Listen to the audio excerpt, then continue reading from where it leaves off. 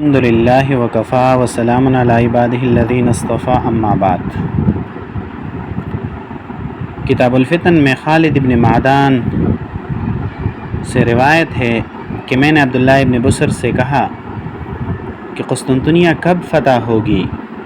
تو اس نے کہا کہ قسطنطنیہ اس وقت تک فتح نہیں ہوگی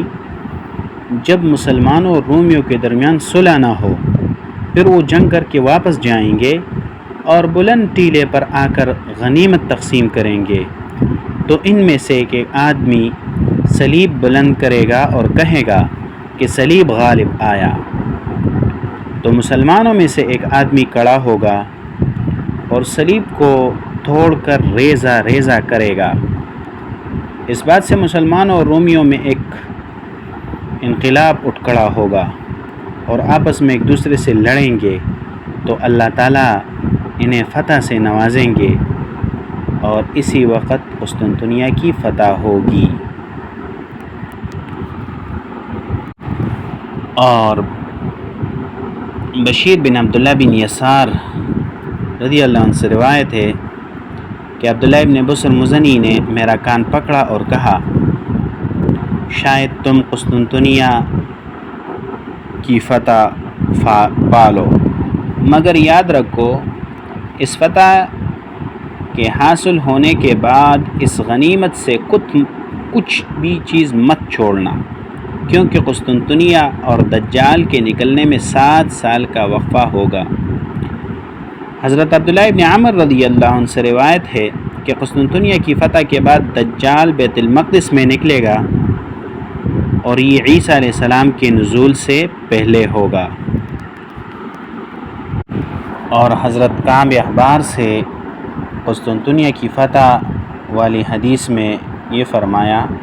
کہ وہ امام مہدی کا جھنڈا گاڑ دیں گے اور وضو کا پانی لے آئیں گے تاکہ فجر کی نماز پڑھے،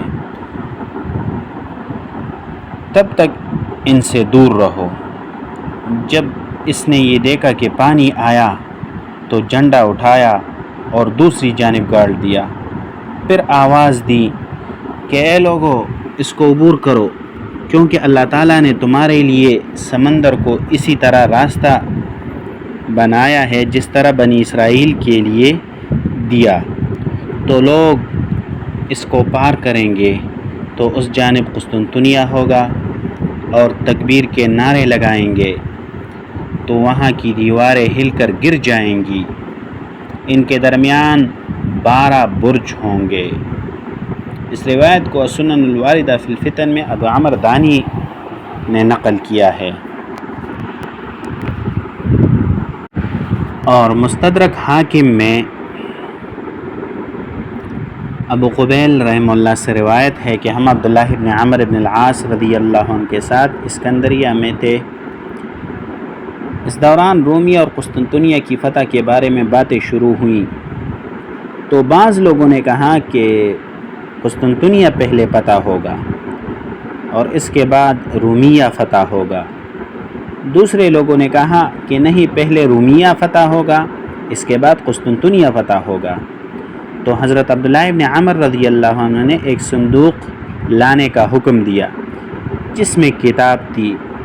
تو اس نے کہا کہ ہم نبی کریم صلی اللہ علیہ وسلم کی احادیث لکھتے تھے۔ تو پھر پوچھا گیا کہ کون سا شہر پہلے فتح ہوگا، تو کہا گیا کہ اللہ عالم۔ پھر کہا ہرقل کا شہر یعنی قسطنطنیہ۔ اور سنن ابی داؤد میں حضرت معاذ بن جبل رضی اللہ عنہ سے روایت ہے،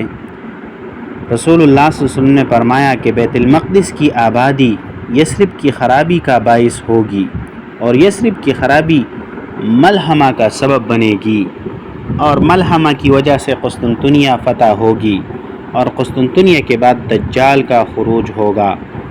پھر اپنا ہاتھ اپنی راند یا مونڈے پر مار کر کہا،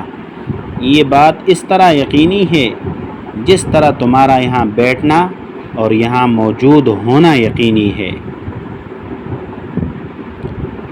اور السنن الواردہ فی الفتن میں حدیث کے اختتام میں فرمایا کہ قسطنطنیہ کی فتح سے دجال کا خروج ہوگا اور حضرت انس سے روایت ہے کہ قسطنطنیہ قرب قیامت میں فتح ہوگی۔ اسی طرح امام احمد اور حاکم نے ابو ثعلبہ خشنی رضی اللہ عنہ سے ایک روایت نقل کی ہے کہ اللہ تعالیٰ اس بات سے عاجز نہیں کہ اس امت کی عمر میں آدھا دن اضافہ فرمائیں، اور جب تم دیکھو کہ شام ایک آدمی اور ایک خاندان کا دسترخوان بن چکا ہے تو اسی وقت قسطنطنیہ فتح ہوگی۔ حضرت معاذ بن جبل رضی اللہ عنہ سے روایت ہے کہ رسول اللہ صلی اللہ علیہ وسلم نے فرمایا کہ ملحمۃ الکبریٰ، فتح قسطنطنیہ اور خروج دجال 7 ماہ میں ہوں گی۔ سنن ابی داؤد کی کتاب الفتن میں عبداللہ ابن بصر رضی اللہ عنہ سے روایت ہے کہ رسول اللہ صلی اللہ علیہ وسلم نے فرمایا ملحمۃ الکبریٰ اور فتح مدینہ میں 6 سال کا فاصلہ ہوگا اور 7ویں سال دجال کا خروج ہوگا۔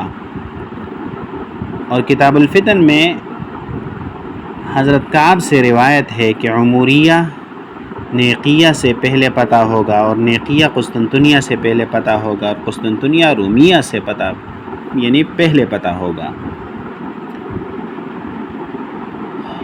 اور عبداللہ ابن عمر رضی اللہ عنہ سے روایت ہے کہ ہم نبی کریم صلی اللہ علیہ وسلم کے ساتھ تھے تو آپ صلی اللہ علیہ وسلم سے سوال ہوا کہ رومیہ اور قسطنطنیہ میں کون سا شہر پہلے پتہ ہوگا؟